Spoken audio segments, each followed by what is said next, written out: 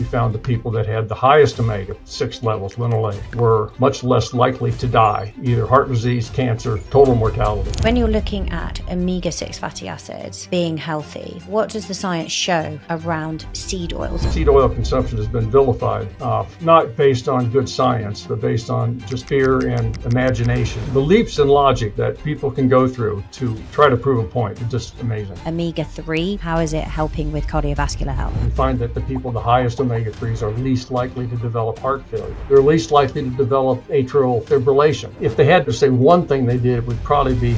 I want to take a moment to thank our sponsor, Oslo Sleep Buds. I'm so excited to partner with them because one of the most common questions I get from my community is how to get better, more restorative sleep. So many women struggle with perimenopause-related insomnia, where even the lightest noise like their partner's breathing bothers them, let alone the snoring, travel noise, their pet snuffling, or just that feeling of being exhausted even after 8 hours in bed. That's why I love Oslo Sleep Buds. These aren't just regular earbuds. What makes them a complete game changer is that they were created by former Bose engineers specifically for sleep. You can stream your own audiobooks, meditations, white noise, or their inbuilt audio. And here's the magic part. They have biometric sensors that detect when you've fallen asleep and automatically transition to gentle noise masking soundscapes so you stay asleep all night long.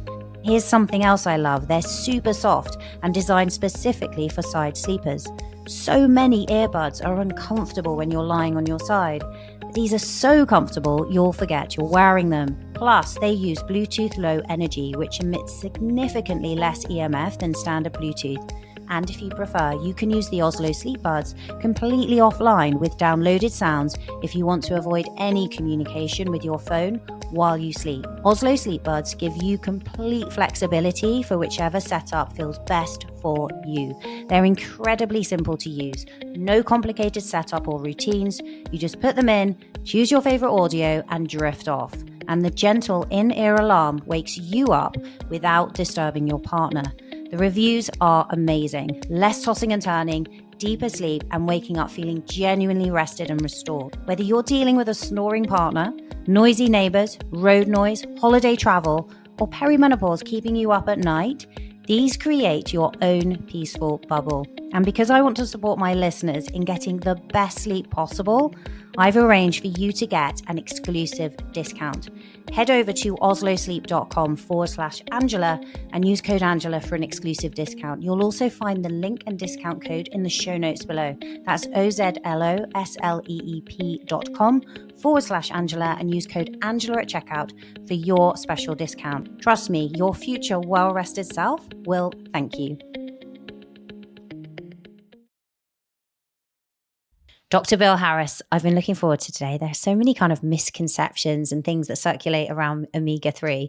Really excited for this deep dive. Welcome to the show. Thank you. Great to be here. Let's kick off with some rapid fire questions. We might be able to bottom out some of these misconceptions. So first of all, we're going to do a quick myth or fact. Myth or fact, the omega-6 to omega-3 ratio is the most important number to track for your health. Myth. Okay, myth or fact, you should actively avoid all omega-6 fats because they are inflammatory. Myth. Myth or fact, a 1-to-1 ratio of omega-6 to omega-3 is the ideal target for everyone. Myth. Myth or fact, you can get all the beneficial omega-3s you need from plant sources like flax and chia seeds. Myth.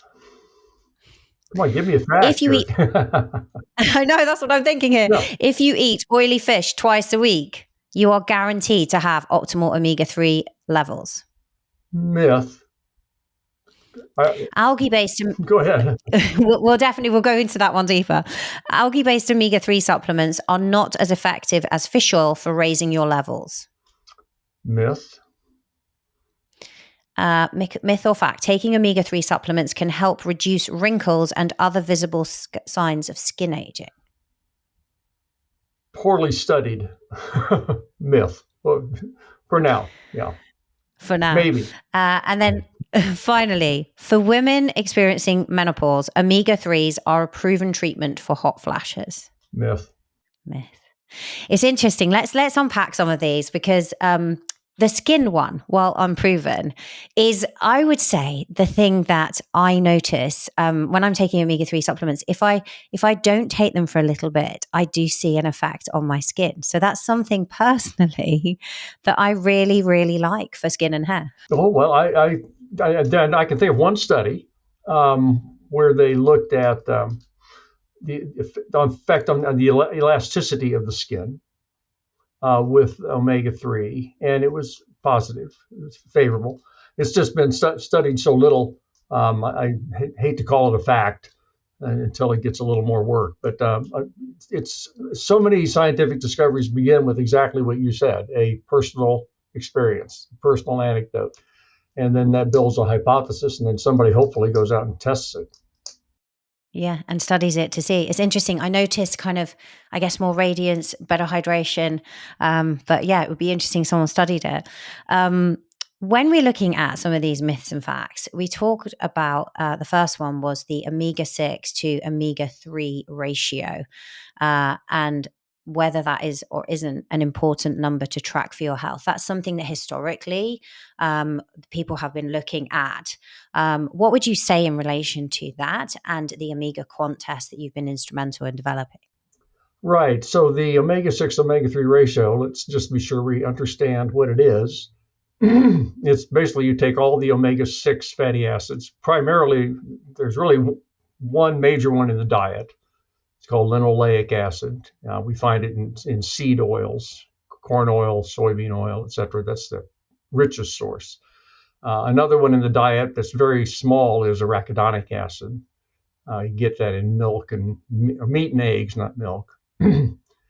So that's kind of the omega-6 side. The omega-3 side is the plant ALA, alpha linolenic acid, and EPA and DHA. And by far the most omega-3 in most diets is the plant amount, about one gram, 1.5 grams a day, compared to a typical 100 milligrams of EPA DHA. Anyway, so people take that ratio, and they say they imply that the omega-6s are bad and the omega-3s are good. That's the first false premise of the whole story, that the omega-6s are pro-inflammatory. It kind of gets into several of your myth questions. The omega-6s are not pro-inflammatory.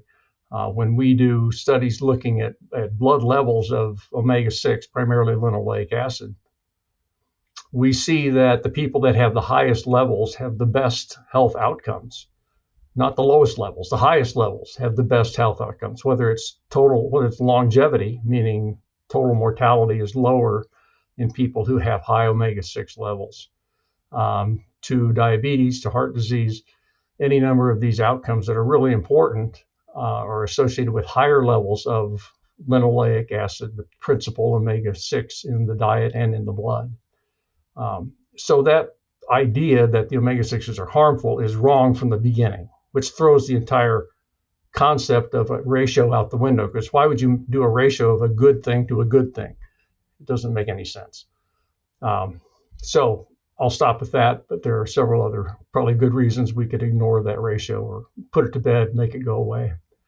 So when we're looking at that, before we move on to the omega quant, so when you're looking at omega-6 fatty acids being healthy, what does the science show around seed oils in particular?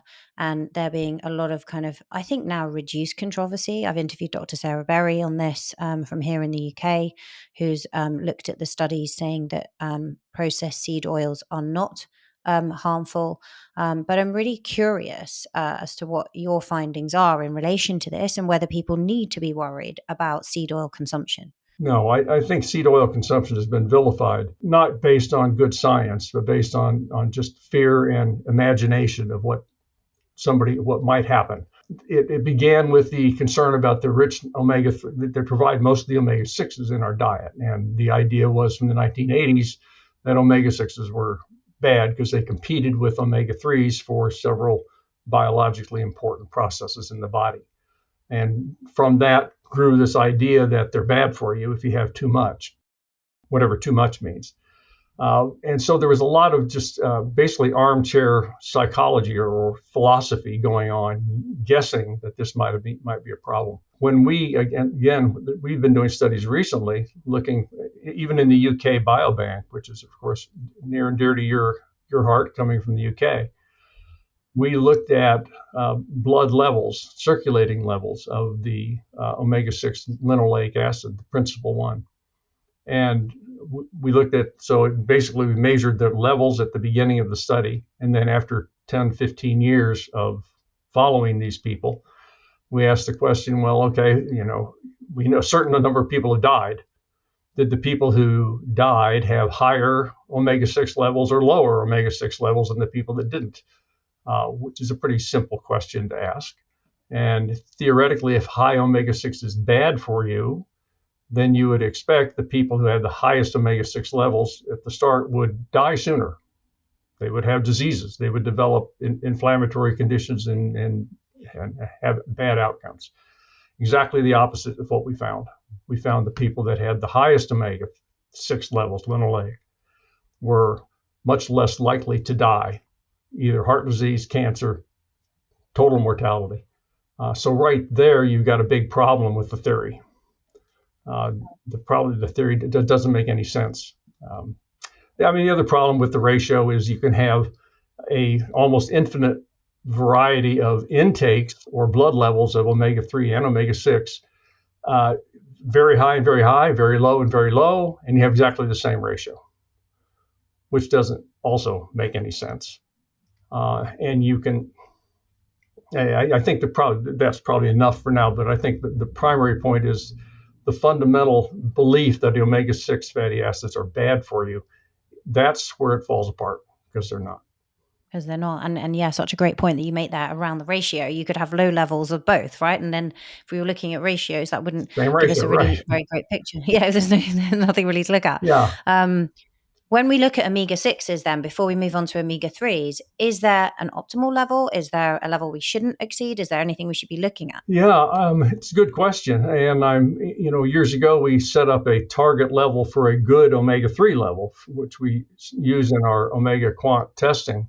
A reasonable question is there a good target level for linoleic acid or blood omega-6? And, I think there is. I'm interested in maybe even starting to promote that, or, in our blood test, be able to tell people, oh, yeah, your omega-6 levels are too low. You ought to be up at here.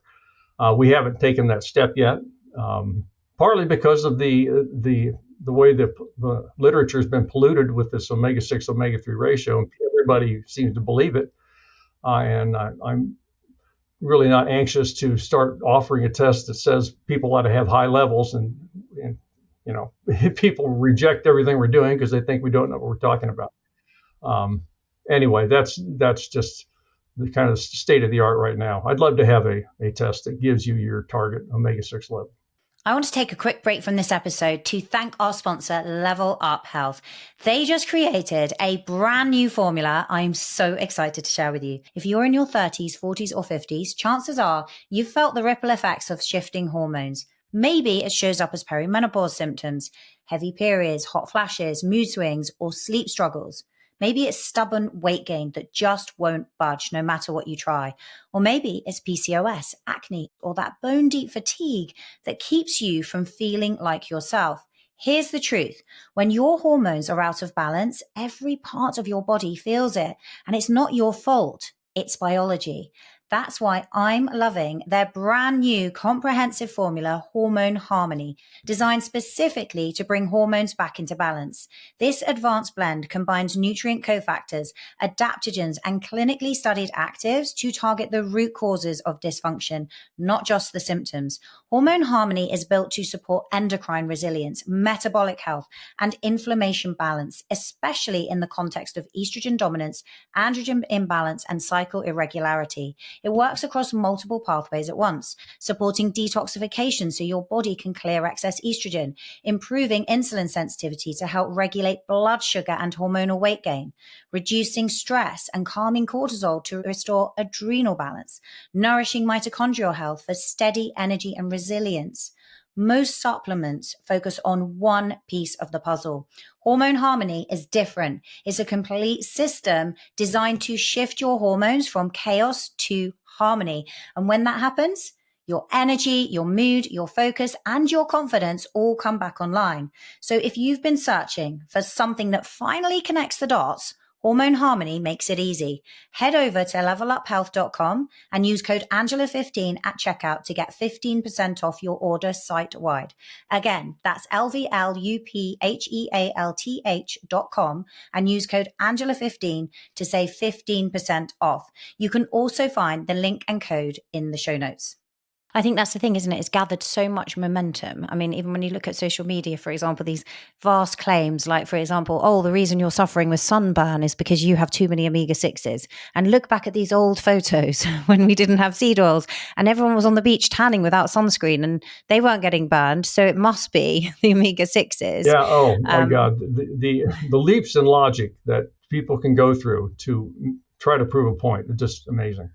Yeah, it's pretty incredible. Does it matter when we're looking at omega-6s where those sources are coming from, whether we're looking at whole food plant varieties like almonds, chia, avocados, things like that, or whether we're having processed seed oils? When we look at people who have, they seem to have longevity from having higher levels, does it matter where those levels are coming from? It's a great question, and that we don't know.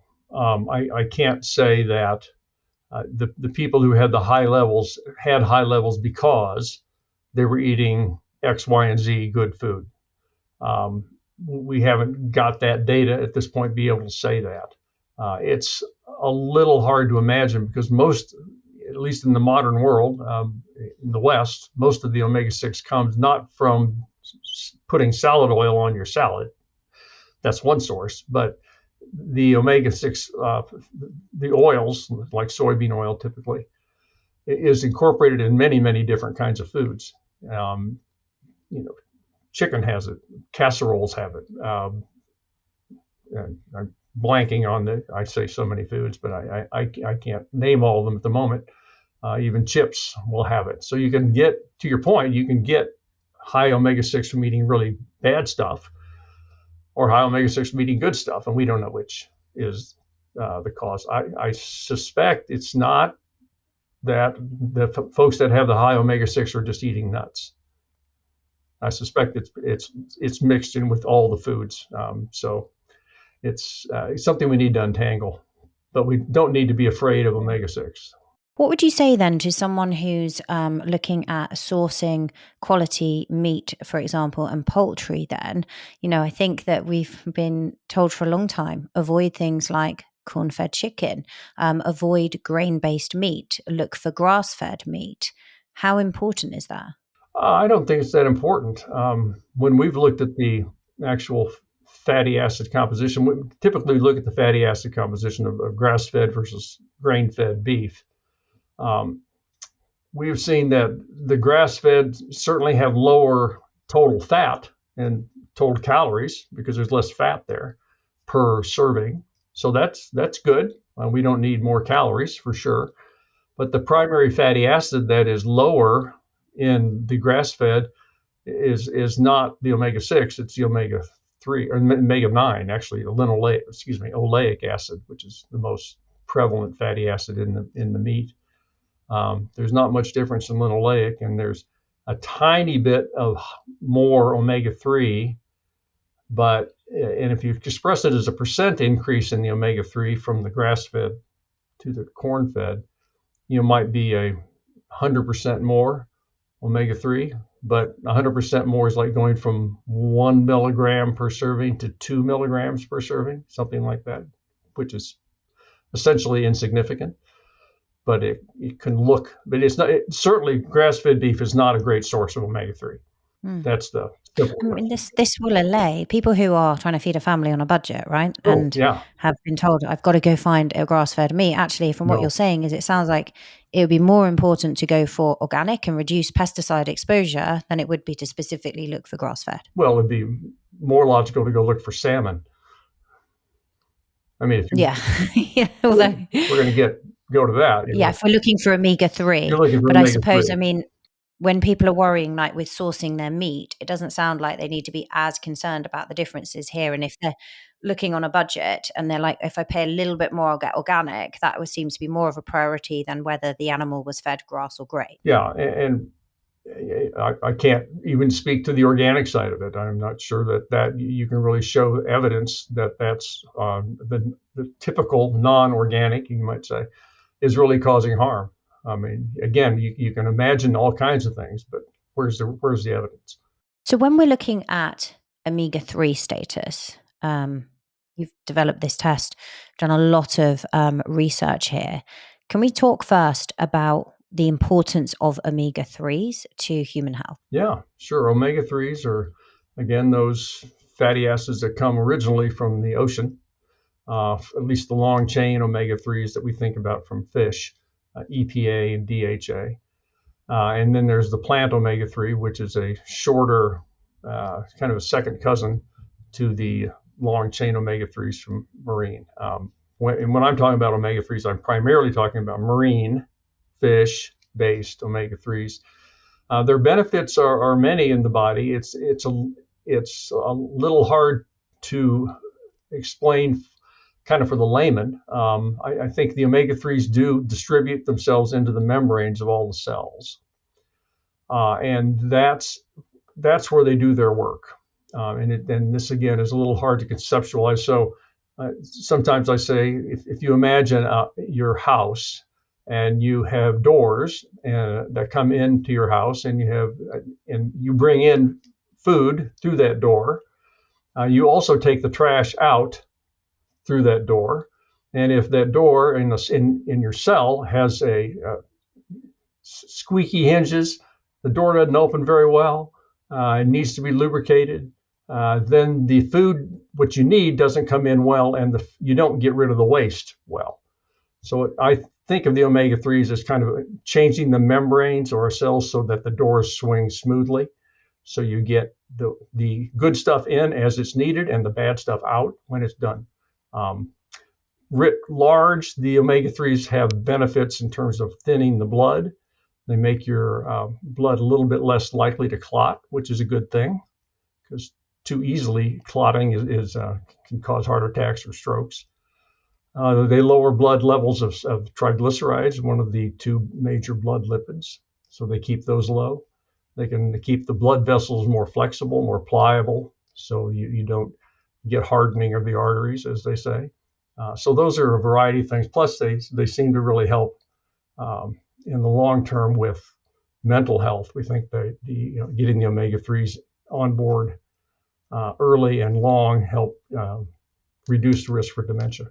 Now, this is interesting to me, actually, for a number of reasons here. If we sort of pause there in relation to mental health, because as somebody who struggled with postpartum depression and then eventually major depressive disorder, I do feel that omega-3s do make a material difference. And when I think about pregnancy, in my own example, I had 3 children in 4.5 years. That would be a significant depletion, right, for me in terms of building those babies' brains and eyes, in terms of DHA and EPA. How much do we need to support pregnant and nursing mothers with additional omega-3 to maybe even allay some of the mental health issues that can occur as a result of it? Yeah, I mean, this is a huge topic and a very important one. We're glad you brought it up, because we think there's good evidence now that having a healthy omega-3 level during pregnancy, particularly during the last 2 trimesters, second and third trimester, that's really the most important, where the brain is growing the most, the baby's brain. That is critically important. And we know that there are, of course, omega-3 supplements, DHA supplements in pregnancy, but they aren't pushed hard by the medical community, as I think they should be. There's also good evidence now that higher intakes of omega-3 during pregnancy can reduce the risk for preterm birth, which has its own set of problems, as we all know. But to your point about the benefits for mom, there has been a long series of studies on omega-3 and depression, not only postpartum depression, but garden variety depression, I guess you'd say. And we just published a paper looking at omega-3 levels predicting risk for depression and anxiety in the UK Biobank. And it did. Low omega-3 predicted increased risk for, of course, that's outside of the context of pregnancy or postpartum depression. But the omega-3s are really important during that season of life for mom and baby. For both, right? Yeah, I mean, I'd love a link to that study in the show notes. That's really interesting. Sure. So by doing, for example, the Omega Quant test, can people assess their levels and see how that might even be playing a part if there's someone who is struggling with their mental health? Exactly. Yeah. So the Omega Quant is the name of the laboratory that we founded some 15 years ago. We measure omega-3 levels in red blood cell membranes from the blood. We get typically a dried blood spot, a finger stick drop of blood, mailed to the laboratory, and we report back to the client the omega-3 level, omega-6, other fatty acids that are in the blood. But particularly we focus on the omega-3 index, which is the amount of EPA and DHA that are in red cell membranes, and that's expressed as a percent.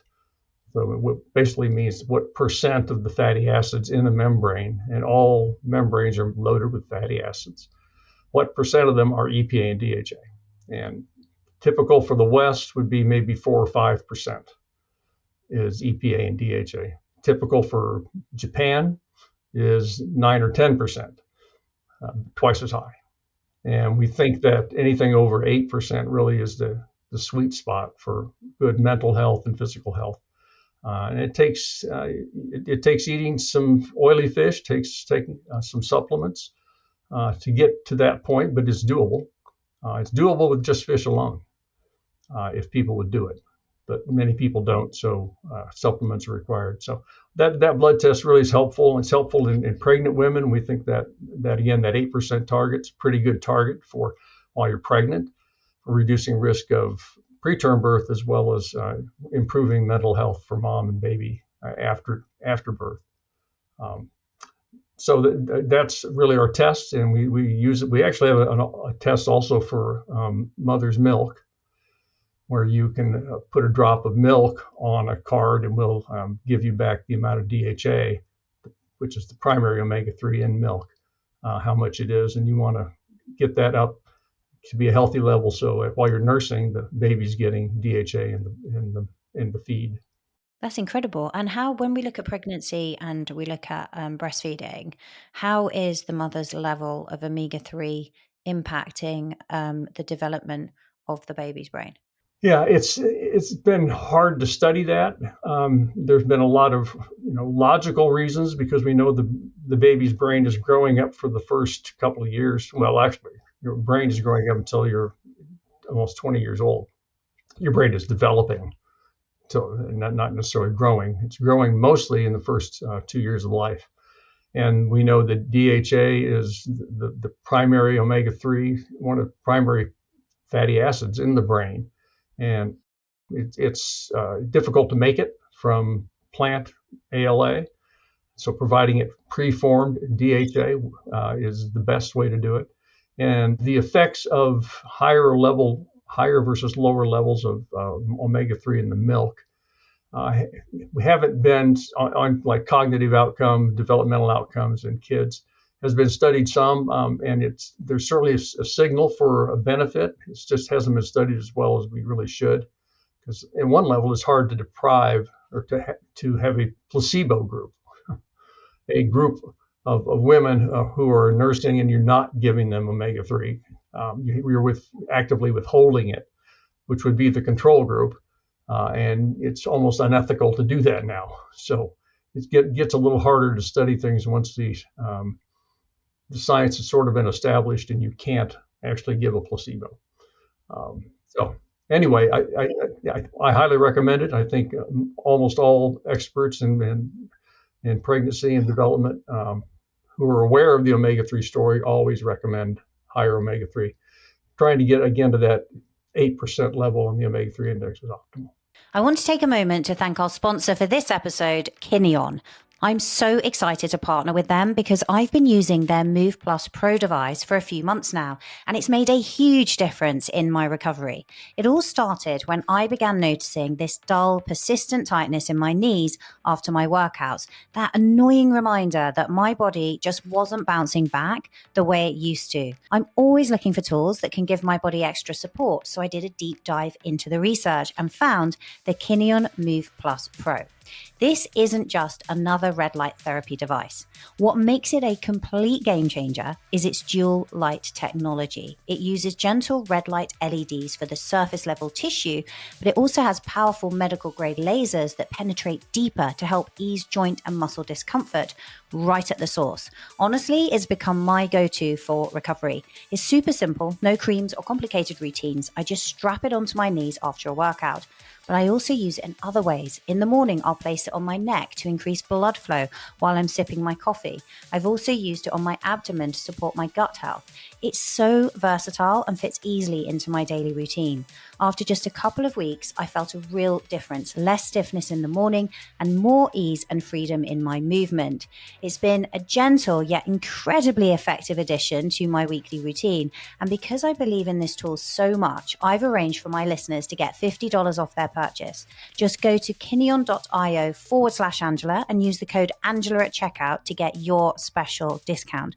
That's kineon.io/Angela. If you have everyday aches and stiffness holding you back, or you just want to boost blood flow and recovery in the most time efficient way possible, I highly recommend you check it out at kineon.io/Angela and use code Angela for $50 off your purchase.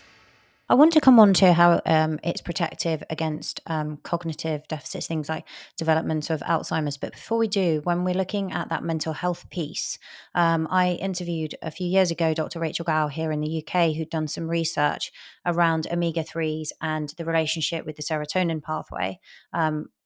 So she'd actually done a study where she was looking as well at the the processing speed of children within the classroom. And what she found was that the children who were omega-3 replete were much faster. They could listen to the teacher's question, understand it and respond, while those that were depleted in omega-3 were still trying to figure out what the question meant.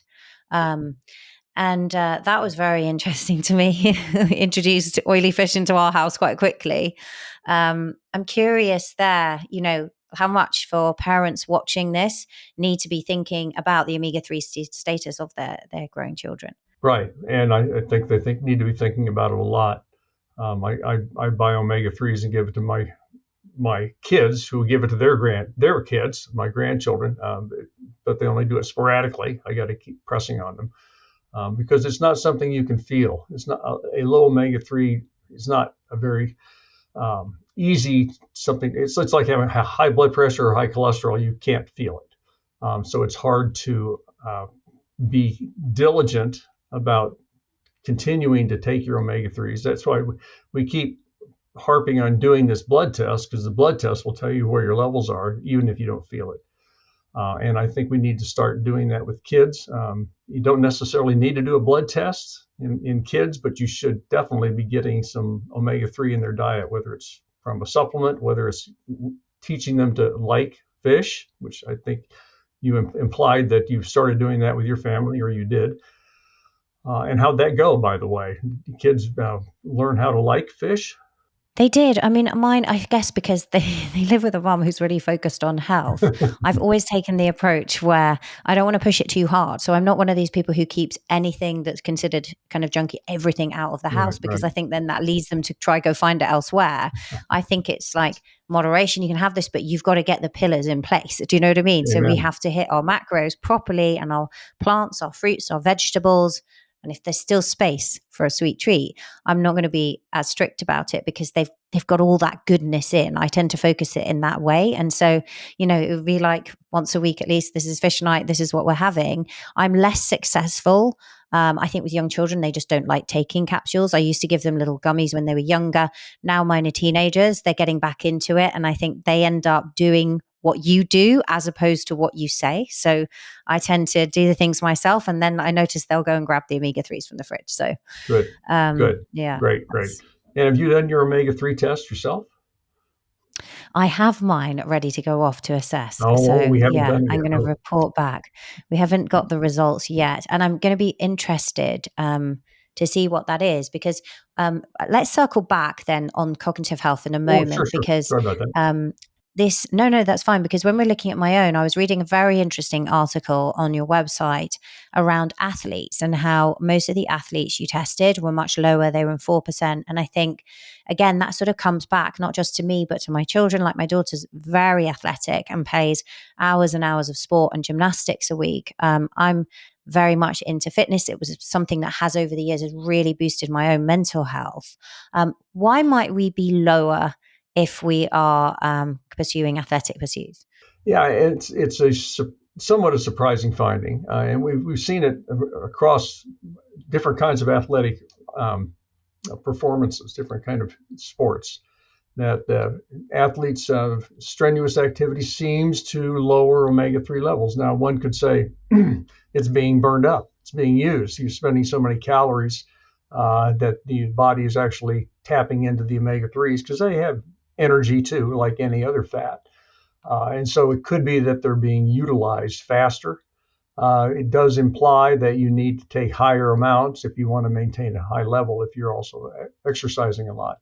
And so that's kind of what's being shown by the data now that if you really want to keep a high level as an athlete, you need to take more than a non-athletic person would in order to maintain a high level.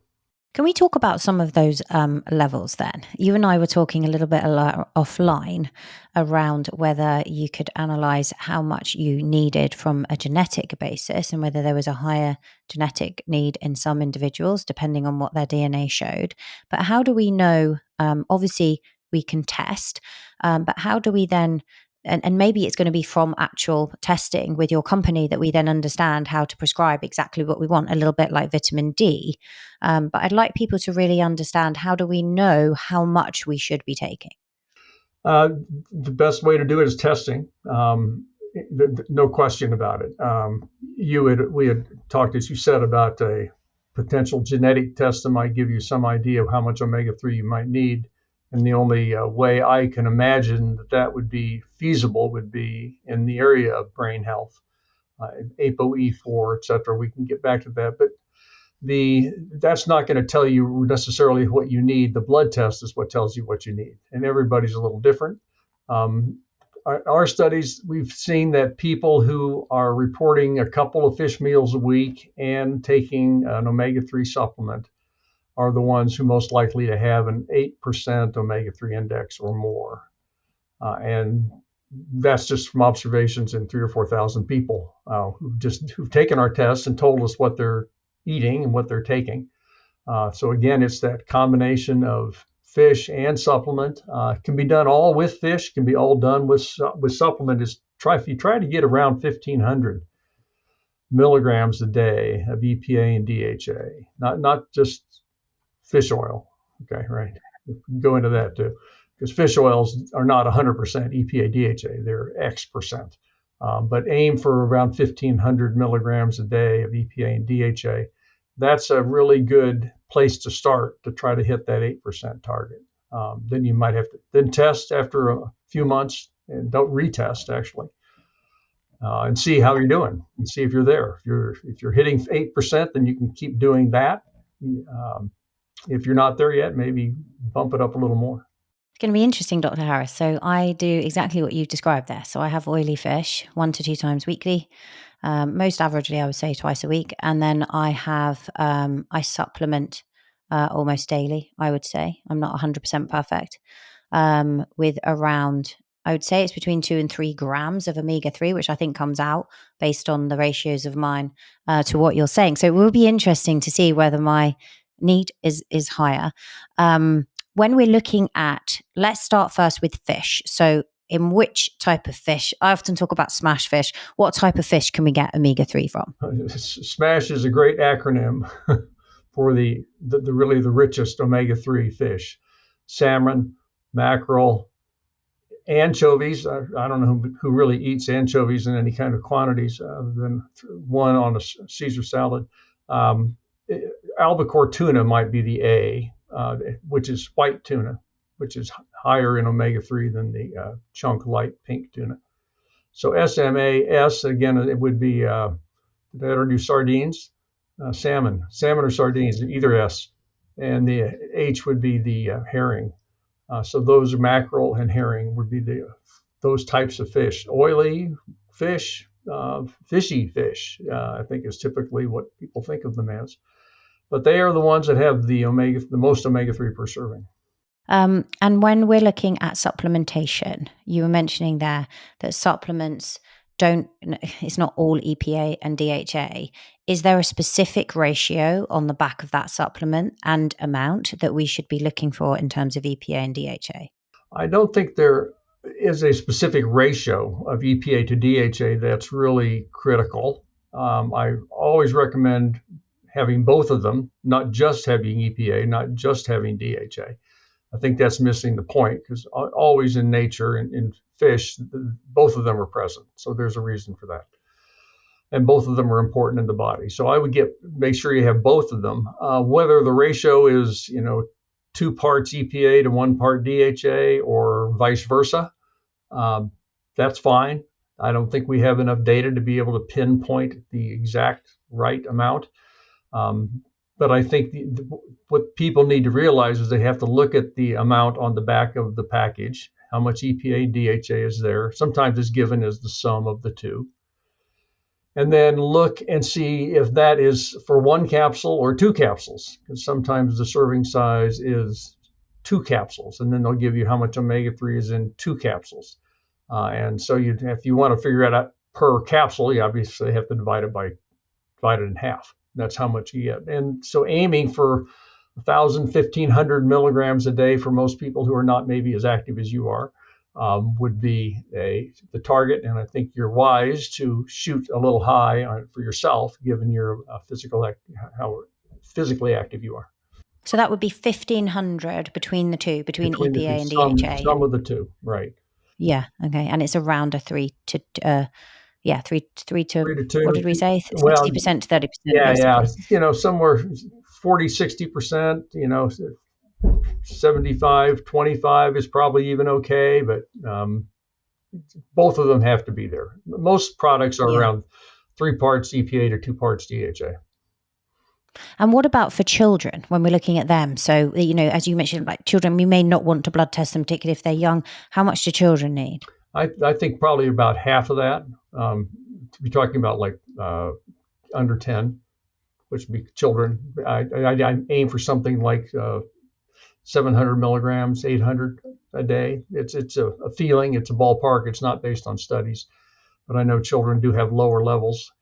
Interestingly, we do see that omega-3 levels, if we look at large populations, rise over time. And we're not sure why that is, but it's true that once you hit your levels go up till about age 70, and then they sort of stabilize. And we've seen this in many populations, but we're not quite sure why. And it could be because older people are eating more fish. But I don't think that's the reason. But to the point, your question, kids, I'd aim 500 to 1,000 milligrams, somewhere in there. If they can get that, that'd be fantastic. Around that, okay. And then when we look at toxicity here, both in relation to with fish itself, there's concern around accumulation of microplastics, for example. And then when we look at supplementation, the concern seems to be around oxidation. When I look at, so let's start with fish first of all. If we're eating fish, do you have concerns around plastic? No, I mean, typically the concern is always raised about mercury, not plastics. And I think the science is pretty early on plastics at this point to really know what the impact of this is. And there's so few studies of how much microplastics are in all these different kinds of fish that we eat. It's a new field, so I don't think we really know. Mercury has been around a long time, and that I think is a concern that's way, way overblown. When we've looked at a recent study, we looked at the question of what's the relationship between the amount of fish eaten by mom during pregnancy and the cognitive outcomes of the kids. And regardless of mercury level in the mom from the fish, and we find that the higher the fish intake, the better the cognitive outcome. We found that the kids who came from moms who were eating the most fish during pregnancy had, I think, an IQ of 7 points higher than the other extreme.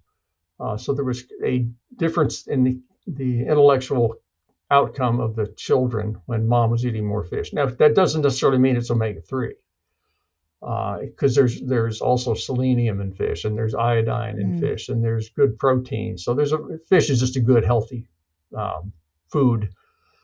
But the omega-3s are playing a part of it for sure. And we wanted to emphasize that in some studies, the higher mercury levels in mom's blood from eating fish are associated with better cognitive outcomes for the kids, because a higher mercury level in mom's blood means she's eating more fish. It's almost a biomarker of fish intake in some settings. And in settings that we looked at, Seychelles Islands, for example, is a great example. The women with the most fish intake had higher levels of mercury. And we're not talking toxic levels, just measurably higher levels, but their kids had better outcomes than the women had the lower levels of mercury, because it meant that they were eating less fish. Mercury was just a marker of fish intake in those studies. And so the FDA in the United States, there's been a lot of angst about the advice that the government has given to pregnant women about consumption of fish during pregnancy. And they've been discouraged strongly from eating fish during pregnancy, which is exactly the wrong message to give. And it's all based on this hyped up fear of mercury, which is way blown out of proportion. So hopefully we can turn that around and remove these obstacles to pregnant women and tell them to eat more fish. It's good for their baby. Well, this is really interesting because in relation to mercury, I'm noticing that, people are eating less and less tuna. I've definitely lowered my tuna intake. I had some hair tissue mineral testing and it showed higher levels of mercury. And the advice was, step one, stop eating so much tuna. You see it on, there's a lot of companies coming out, for example, like Function and different companies that are coming out and synthesizing your blood work through AI. And then they're giving recommendations without consultations and telling people to reduce their mercury intake on the back of what's showing. You said that you think we've overblown this in relation to mercury. Do we need to worry about it? Well, I would wonder what the basis of a high mercury on your blood test is. Because just because a lab slip says it's high, doesn't mean that it is physiologically harmful. It just means that some regulatory agency somewhere said, well, we think the levels of, really harmful levels are here. So let's just knock it down by a factor of 10. And we'll call that the target level that's too high, even though there's no evidence that that particular level is problematic. So I wonder about your lab slip and the laboratory definition of high and what the basis of that is. Because if that is not really high, if it's not harmful high, then you're changing your diet based on no reason at all. And if it scares people away from eating fish, which it does by evidence, the harm of not eating the fish is greater than eating the fish with the mercury. Do we know whether there are any levels that genuinely our mercury level is considered high and maybe is risking things or increasing the risk of things like dementia? I don't know about risk of dementia. Almost all of this mercury concern primarily is around pregnancy and early childhood.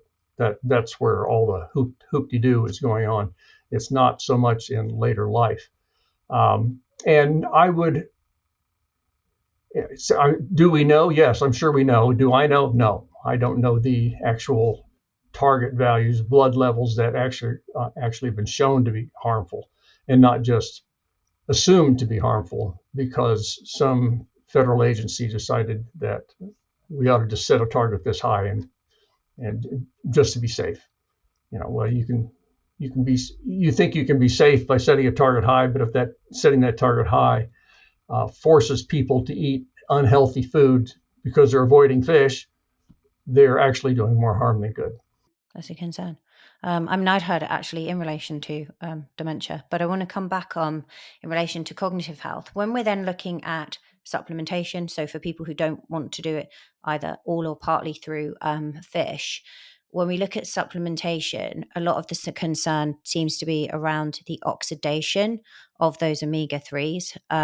The ones that I have, for example, they're in a glass bottle. They have vitamin E with it, I think, to prevent some of that oxidation. They don't say they have to be refrigerated. I do that because I feel like it's safer. I mean, what do we need to look at here? There are some bottles, right? If you go into like your health food shop, pick them up, and they're under quite extensive lighting. They're in plastic. You open it up, and actually, it smells very fishy. Mine don't. Is the smell of the fish any indication?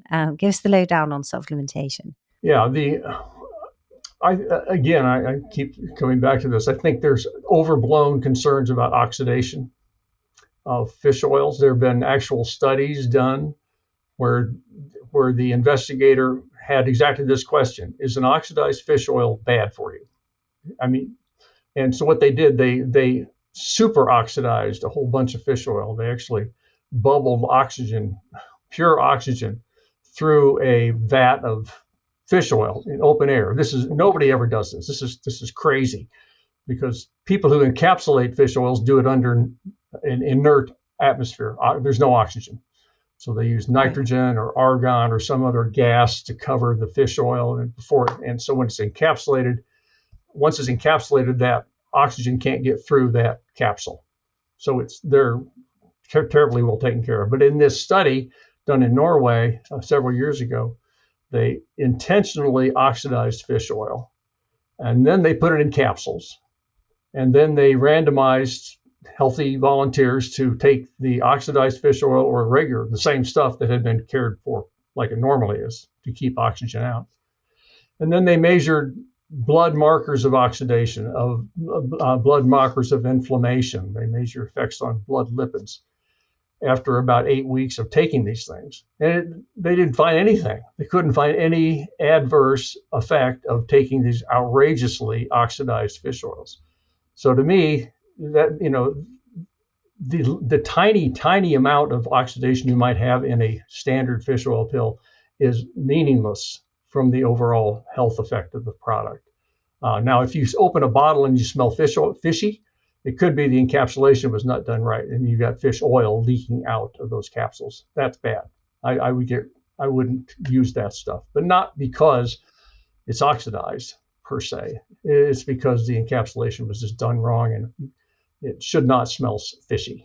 Okay, so then there's more of a purity issue. Yeah, it's more of a purity and care in manufacturing.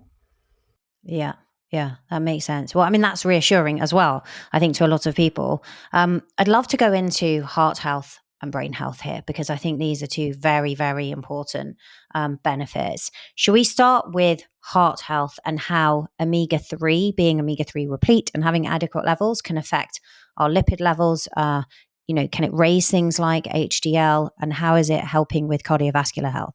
Yeah, that's been the primary focus of omega-3 for the last 50 years. It's when it first started. The studies in Greenland Eskimos, they discovered high omega-3 and low rates of heart attacks. And so that's how the focus became heart. And it's continued to be that way. And we've seen many studies have been done when people pool the data all together in what they call a meta-analysis of the question of taking omega-3s, does it reduce risk for heart disease? They do. It always is around 10-15% lower risk for whatever heart outcome, whether it's a heart attack, whether it's a stroke, whether it's angina, chest pain, that type of thing. It's lower with high omega-3. And the stuff we've been focusing on is blood levels and how they predict future heart outcomes. And we've just published a paper looking at risk for heart failure as a function of blood omega-3 levels. And we find that the people with the highest omega-3s are least likely to develop heart failure, or they're least likely to develop atrial fibrillation, which is a fairly common rhythm disorder.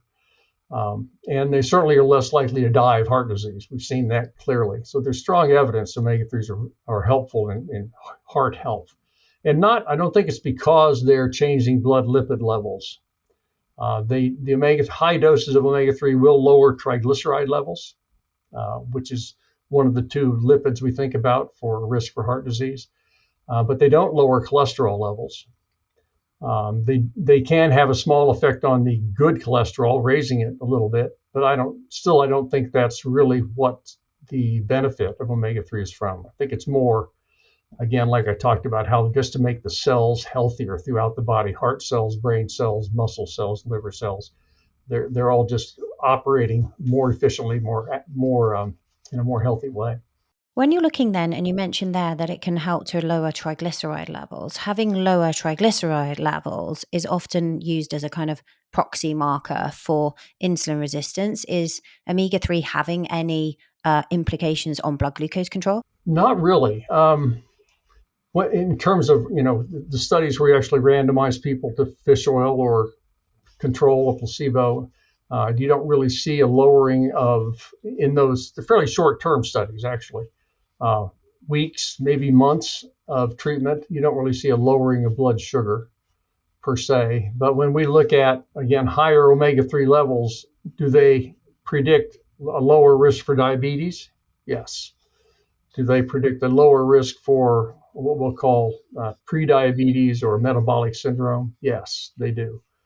So I think the problem with a lot of the omega-3 research is the studies are so short.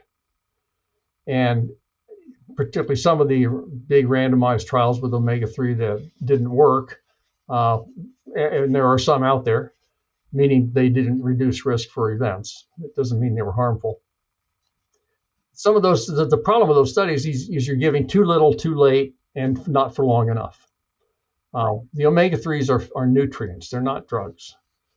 And they shouldn't be viewed as drugs. They should be viewed as nutrients, and they should be in the diet for decades, not for just the last 5 years of your life, which is typically where they get studied. And so sometimes you see a study that omega-3 didn't work, but it's usually in that context because they were taking people who've already on 7 other drugs. They've already got heart disease. They're 65 years old already, and they give them some omega-3 and think they're going to, keep them from having a heart attack. Well, come on, that's asking a lot for a nutrient. We need to look at omega-3s as nutrients lifelong, not as short-term drug type products.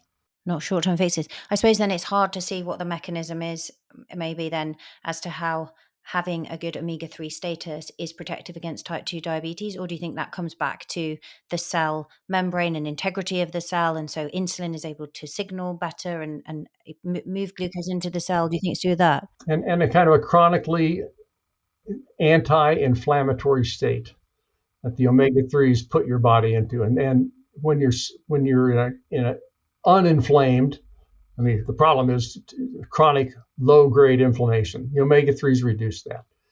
And day after day after day after month after year of having suppressed inflammation, it helps every cell in your body, which is really why we see higher omega-3 levels predicting lower risk for death from even cancer and all other causes combined, not just heart disease.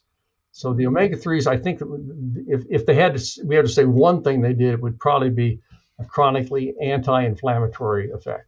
This is really interesting because this actually correlates with what the folks at GlycanAge are seeing in terms of when they're taking the UK Biobank data, but also when people are doing the GlycanAge test and looking at glycans and inflammation in the immune system, they're seeing a reversal in biological age by that assessment marker with a higher dose omega-3.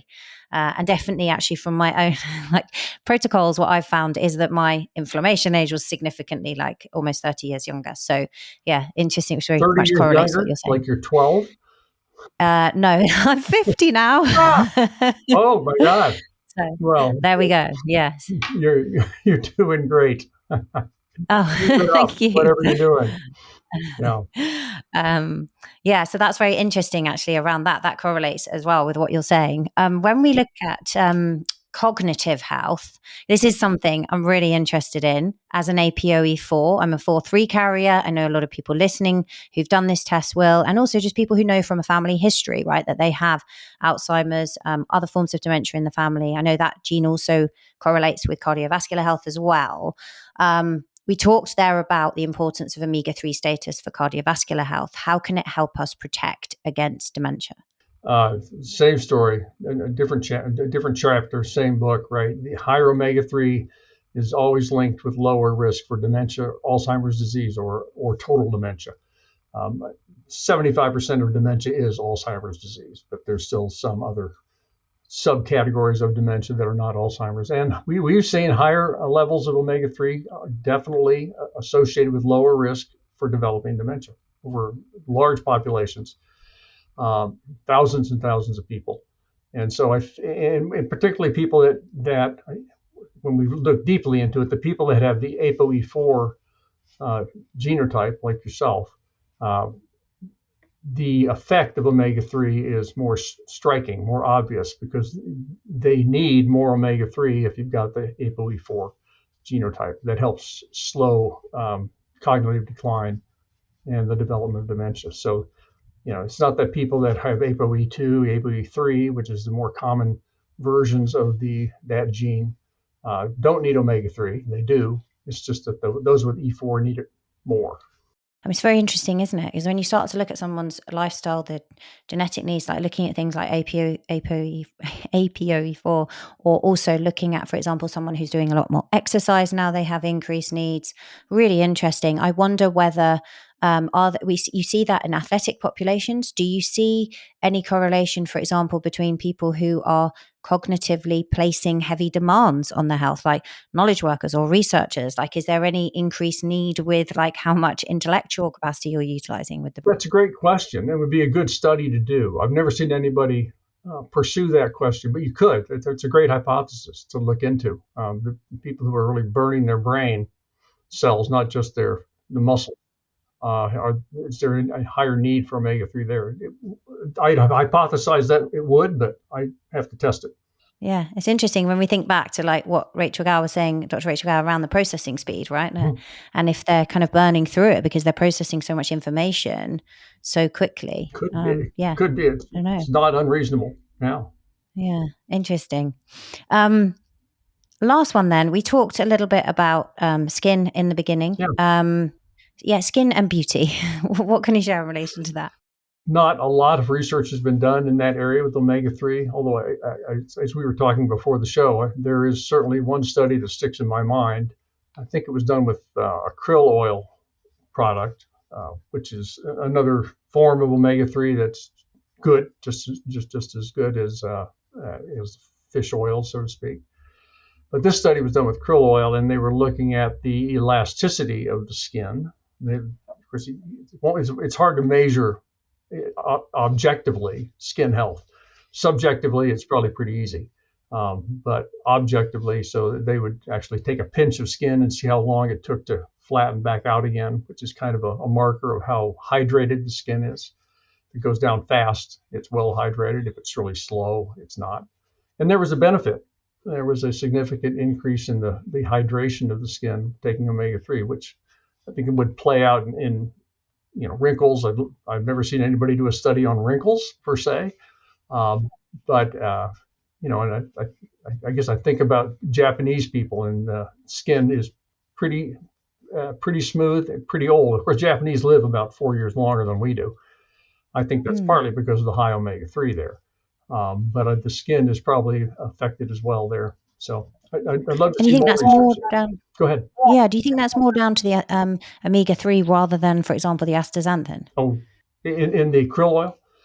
Yeah, I don't know that the astaxanthin, the red color that is naturally in krill, is necessarily playing a part. I've never seen anybody do an actual study just of astaxanthin alone without the omega-3 to see what it's doing. But it is an antioxidant, and it's certainly reasonable to think it's contributing to the benefit. When you look at krill oil supplements, the dosage is often much less in terms of the omega-3. And is it because, like, do you need to take less? Is it more bioavailable? I think if we could maybe finish off with just when we're looking at supplementation, the difference between an omega-3 supplement versus an algae-based supplement versus, say, krill oil, and how much people would need to be taking of those. The first two, the fish oil based and the algal oil based, those are essentially equivalent. They're both typically in a triglyceride form. This was the natural form we find in nature, the omega-3s. That's a type of fat. I mean, when we talk about fats and oils, we're talking about triglycerides in the human diet. So that's the way they come, either in algal oil or in fish oils. Because actually the omega-3s in the fish oil originally came from an algae synthesis in the ocean. That's where it's happened. But nowadays, people are actually growing algae in big vats and feeding them sugar, and they grow and they make omega-3s from sunlight. So that's the original source. So there's no real difference at all there. For krill oil, you're right. If you look at per capsule of how much EPA and DHA is in a krill oil capsule versus a fish oil, typically it's less because number one, it's mostly in a phospholipid form, not a triglyceride form, and there's only room for 2 fatty acids on a phospholipid instead of 3 fatty acids on a triglyceride. So there's going to be less omega-3s in the krill oil product. It's controversial as to whether they're better absorbed. I've seen evidence that they are not, or gram for gram omega-3. You compare them head to head. I've seen some evidence that they might be a little bit better, but it's not much difference. I think it's still a good product. I don't see a problem with taking krill oil at all. It's just going to be harder to get your omega-3 up to 8% with krill oil than fish oils. Okay, so that would be a misconception. Thank you for clearing that up. I have my test here. I'm surprised by how easy this is. So it's actually a spot test, right? It's not, because that's much easier for people to do and to send off. Yeah. Because when you're trying to like squeeze blood out, it's much harder sometimes for some people. This looks very simple. What can people? Pardon? We think it's simple. Try to make it simple. Yeah, I like the simplicity of it, and I think actually that would also be something I could do with my teenage kids. Mm-hmm. Is there anything before? I'd love for you to share how people can keep up with the research that you're publishing all the time, where they can get the test and how they can find out more information. I know our audience will want to do that. Is there anything that I haven't asked you that you would like me to have asked you and shared here? I think You've done a great job. You've covered a lot of water from pregnancy through dementia here, and that's where the omega-3s are important all the way. For the testing, I think it's we can test. We have a laboratory in the United States, in north central U.S., in South Dakota, where I live, and we have a laboratory in Scotland, near the University of Stirling. And that's the one that probably your test will go to. It's much easier. And the turnaround time is about 5 days after the lab receives the dried blood spot. So that's a pretty good turn. And then you get an email with the result. We give advice, I think, on trying to increase your omega-3 levels so that the 8% target is your goal, and keep testing yourself until you get there, and then hold on to that level. That's the best way to go. Nothing really else. I think you've covered, as I said, the great majority of the outcomes that we've been interested in. I think the only thing we didn't go back to actually was maybe the menopause and hot flushes, where there was benefits that maybe through reduced inflammation. Yeah, and people have tested several times if trying to reduce hot flashes with omega-3, and it really hasn't worked, in my view. Maybe it's not the right dose, maybe it's not the right duration, maybe it's not the right product, but what we've seen so far is I wouldn't use that to reduce hot flashes. There was one successful studies in younger women with dysmenorrhea, very painful menses, and the omega-3s did help in that one. But I've only seen one report of that, so we need more research. I think, to be honest, the cardiovascular benefits, the cognitive benefits, the protection, like the reduction in things like triglycerides, improved insulin sensitivity, improved lifespan, and maybe even some of the skin ones. Those are definitely like some very big pillars for me. And I think people listening, where can people go to find out more about this and also to keep up with everything you're doing? Oh, I think going to omegaquant.com, that's our laboratory, and we have tons of information. We have lots of videos there. We do a frequent, what we call Omega Matters interview with omega-3 experts around the world. We've done 50 of those episodes. In fact, I think Rachel Gow was our 50th one, now that you mentioned Rachel. Amazing. Yeah, it's very good. So Omega Quant, OMEGAQUANT, like quantity, quantify. .com. That's the place that we talk about all the stuff we're doing. Amazing. Thank you so much, Dr. Harris. It's been really awesome to spend this time with you today. You've been so generous with it and just given so much information. This is definitely one to go back and listen to, and we'll link to everything in the show notes below as well. So thank you so much. Hope we're not too controversial with that, all that omega-6 stuff, but that's just the way I see it. People can have their opinions. It needs to be said. Great to meet you. I really enjoyed talking with you. You too. Thank you so much. Okay. Bye-bye.